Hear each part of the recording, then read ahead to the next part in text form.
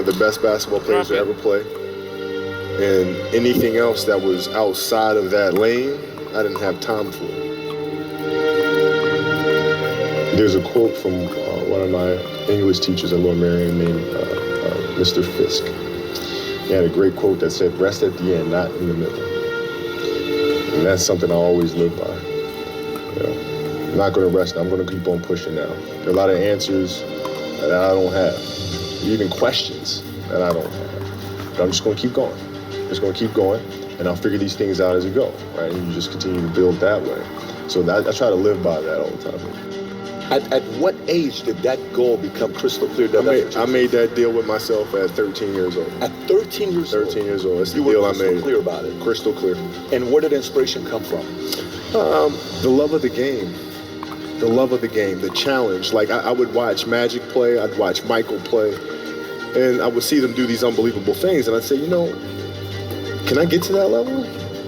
I don't know, but let's find out. Let's find out. And so that curiosity to see where I could push this thing led me down that path, I think. I had a summer where I played basketball when I was like 10, 11 years old. And here I come playing, and I don't score 1 point the entire summer.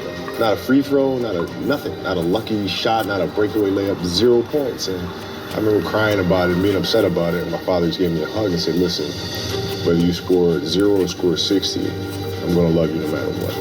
Wow. Now that is the most important thing that you can say to a child.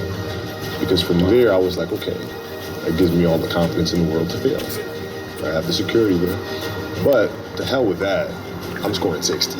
And from there, I just went to work. I stayed with it. I kept practicing. I think that's when the idea of understanding a long-term view became important. Because I wasn't going to catch these kids in a week. I wasn't going to catch them in a year. Right, so that's when I sat down and said, okay, this is going to take some thought. All right, what do I want to work on first? All right, shooting. All right, let's knock this out. Let's focus on this. Half a year, 6 months, do nothing but shoot. All right, after that, all right, creating your own shot. And you focus. So I started creating a menu of things. When I came back the next summer, I was a little bit better. I scored. Yeah, it wasn't much, right, but I scored. This is 12, 13. 12, 13. And then 14 came around, back half of 13, 14 years old, and then I was just killing everyone. And it happened in 2 years. And I wasn't expecting it to happen in 2 years, but it did, because what I had to do was work on the basics and the fundamentals. But they relied on their athleticism and their natural ability. And because I stick to the fundamentals, it just caught up to them. And then my body, you know, my knees stopped hurting. I grew into my frame, and then it was game over. Wow. Were you always competitive from the day you were born? You were super competitive? Competitive with things that I participate in. So I'll put it to you this way. So you know, basketball for me was the most important thing. So everything I saw, whether it was TV shows, whether it was books I read, people I talked to, everything was done to try to learn how to become a better basketball player. Everything. And so when you have that point of view, then literally the world becomes your library to help you to become better at your craft. So at 13 years old, I had a kill list. And so, you know, they used to do these rankings, Street and Smith basketball rankings.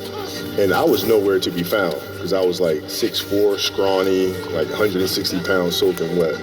So I was like 57 on the list. And so I would look at 56, 55, all the way up to number 1, who these players are, what club teams they played for.